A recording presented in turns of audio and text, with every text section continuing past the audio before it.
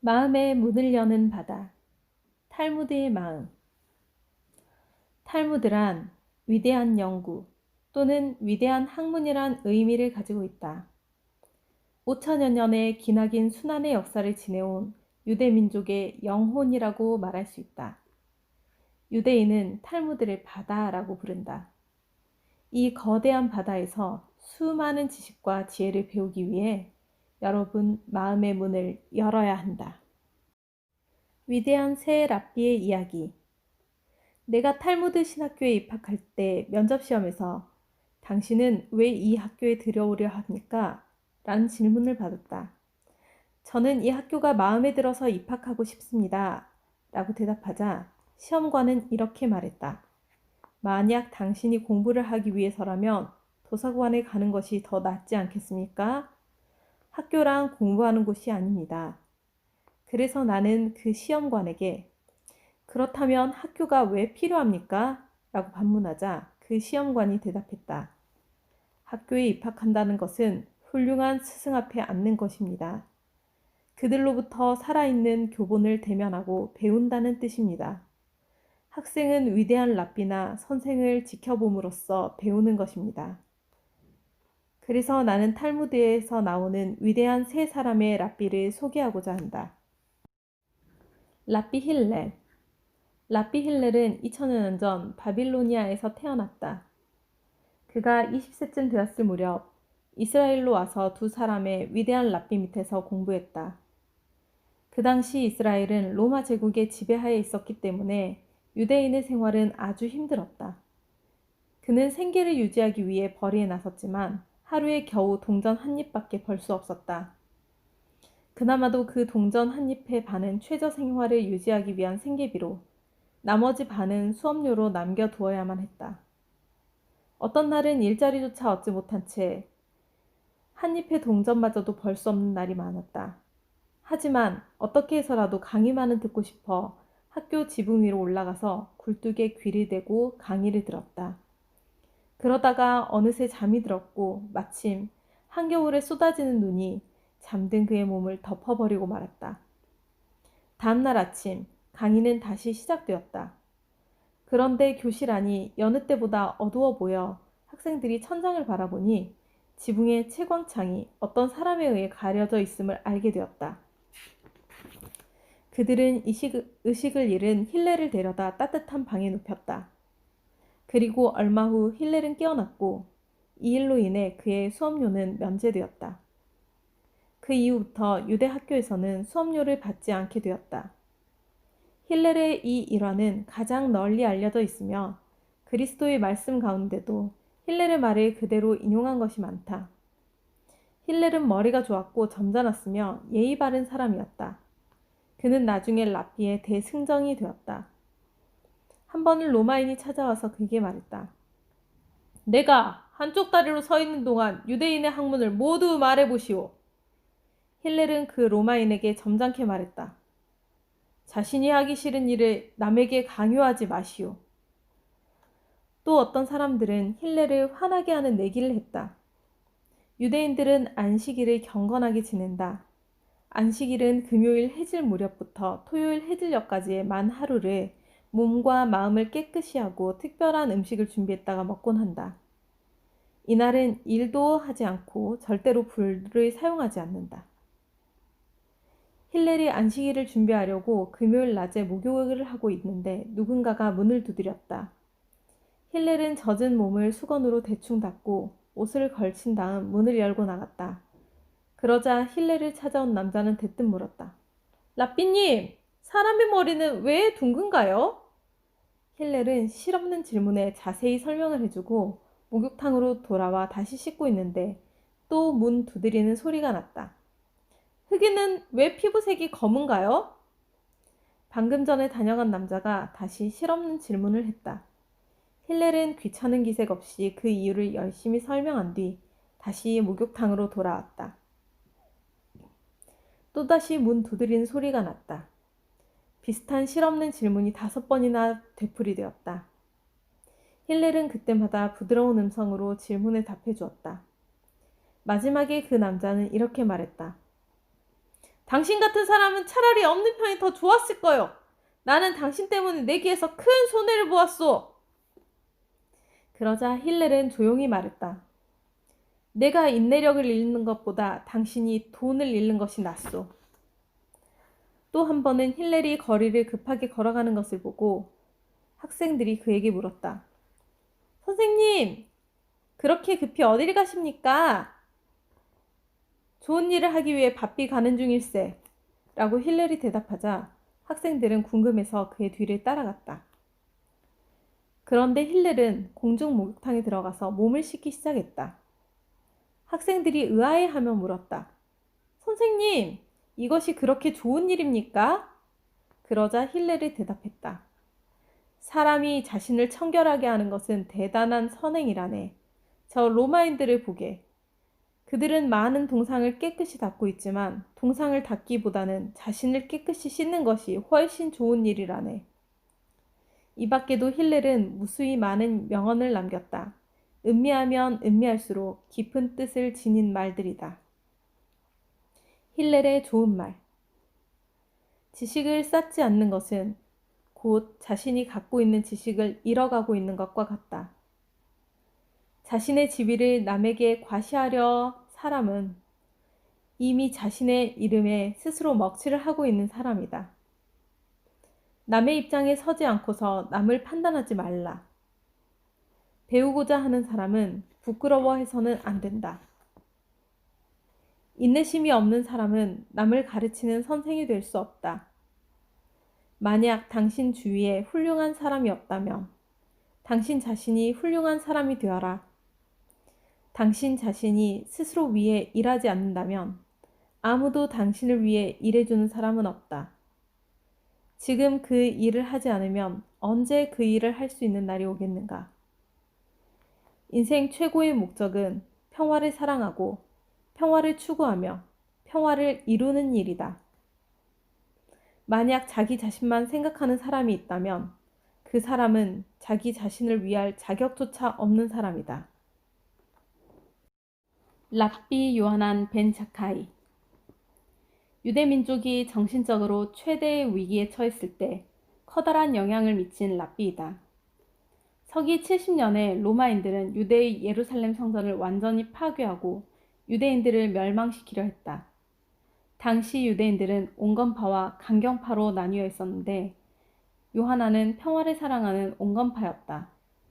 그래서 늘 괴팍한 강경파의 감시를 받고 있었다. 그는 유대 민족이 영구히 살아남기 위한 문제에 대해 깊이 고심하고 있었다. 마침내 그는 로마의 장군과 만나 협상을 해야 된다는 결론에 이르렀다. 그러나 그 당시 유대 민족은 모두 예루살렘 성 안에 갇혀 있었으므로 성을 나가기란 불가능한 일이었다. 요하나는 한 가지 꾀를 생각해내 탈출에 성공했다.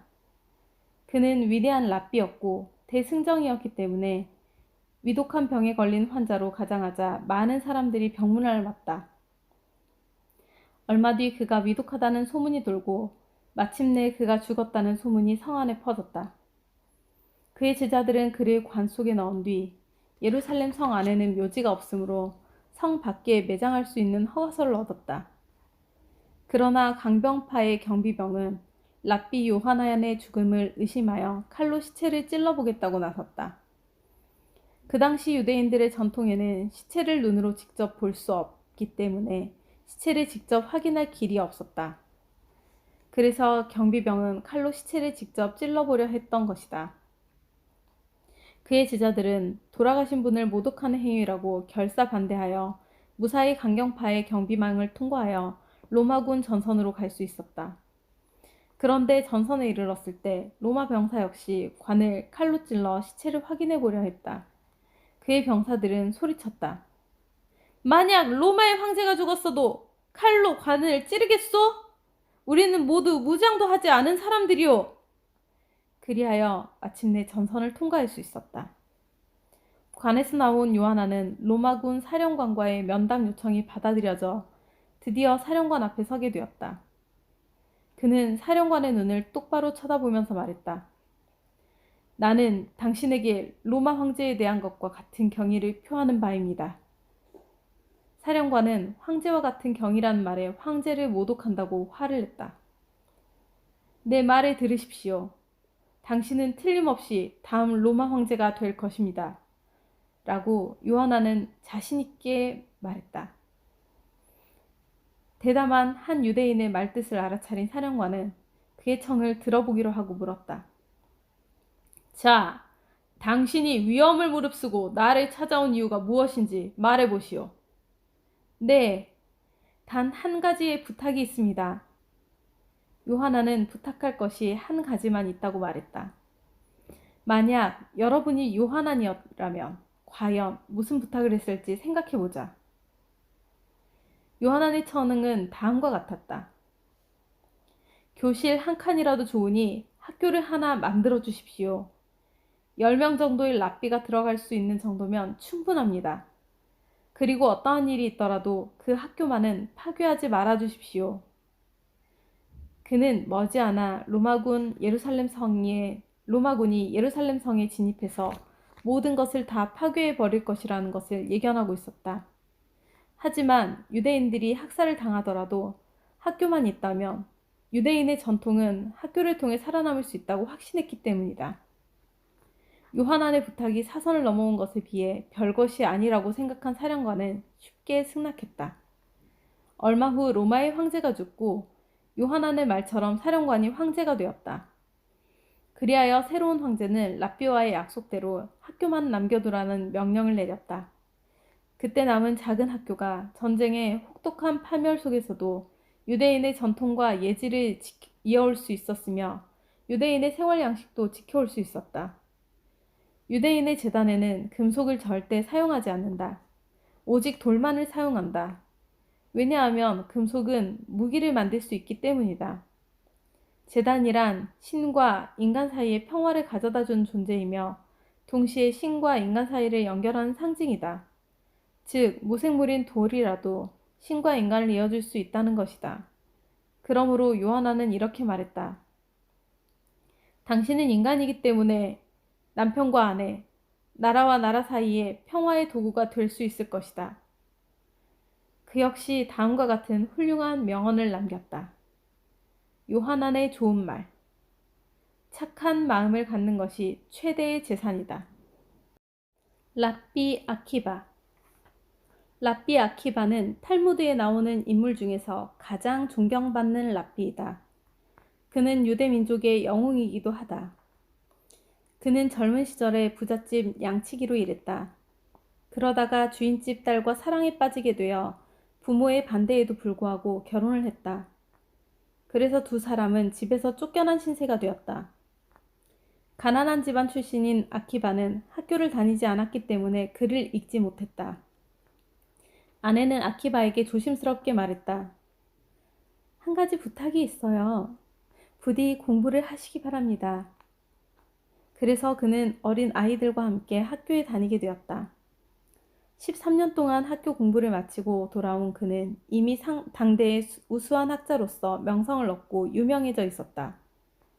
그는 최초의 탈무드 편집자가 되었으며 의학, 천문학에도 조예가 깊었을 뿐만 아니라 외국어에도 능통하여 여러 차례 유대인의 사절로 로마에 파견되었다.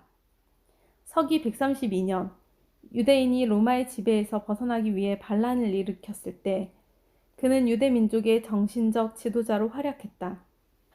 이 반란이 진압되자 로마에는 학문을 배우는 유대인은 누구를 막론하고 사형에 처한다고 공포했다. 그들은 유대인이 학문을 통해 참다운 유대 정신을 기른다는 것을 깨닫게 된 것이다. 이때 아키바는 다음과 같은 여우 이야기를 들려주었다. 어느 날 여우가 시냇가를 거닐고 있다가 물고기들이 다급하게 헤엄쳐 다니는 것을 보게 되었다. 왜 이렇게 바쁘게 헤엄을 치고 있니? 궁금해진 여우가 물고기에게 물었다. 우리를 잡으러 올 그물이 무서워서 그래요. 물고기가 대답하자 여우가 다시 말했다. 그렇다면 이리로 나오렴. 언덕으로 올라오면 내가 지켜줄 테니까 걱정할 필요 없을 거야. 그러자 물고기가 이렇게 대꾸했다. 여우님, 당신은 매우 영리하다고 들었는데 이제 보니 아주 어리석군요. 우리가 지금까지 살아온 물속에서도 이렇게 두려움에 떨고 있는데 언덕에 올라가면 어떻게 살 수 있겠어요? 요컨대 아키바의 이 이야기는 유대인에게 있어 학문은 물과 같은 것이어서 학문을 떠나면 살 수 없는 것이니 무슨 일이 있어도 학문을 버려서는 안 된다는 것을 역설했던 것이다. 결국 아키바는 로마인에게 체포되어 처형이 확정되었다. 로마인들은 십자가에 매달아 죽이는 방법은 너무 편하게 죽이는 것이라 하여 더 고통을 주기 위한 방법으로 불에 달군 인두로 지져 죽이기로 했다. 아키바는 유대인의 위대한 지도자였기 때문에 처형이 되는 날 로마의 사령관이 현장에 입회했다. 때마침 아침 해가 떠오르는 무렵이어서 유대인의 아침 기도가 시작되는 시간이었다. 아키바는 새빨갛게 달구어진 인두로 몸을 지지고 있는데도 아침 기도문을 외우기 시작했다. 이 광경을 본 로마의 사령관은 놀라움에 눈을 크게 뜨고 아키바에게 물었다. 그대는 이렇게 심한 고통을 받으면서도 어떻게 기도를 드릴 수 있는가? 그러자 아키바가 대답했다. 나는 하느님을 사랑하기 때문에 아침 기도를 하지 않은 적이 없었소. 지금 이렇게 죽음을 맞으면서도 하느님께 기도를 드릴 수 있는 나 자신을 발견하고 진심으로 하느님을 사랑하고 있는 나를 확인하게 되어 정말 기쁘오. 이렇게 조용히 말한 후 아키바의 생명은 등불은 서서히 꺼져갔다.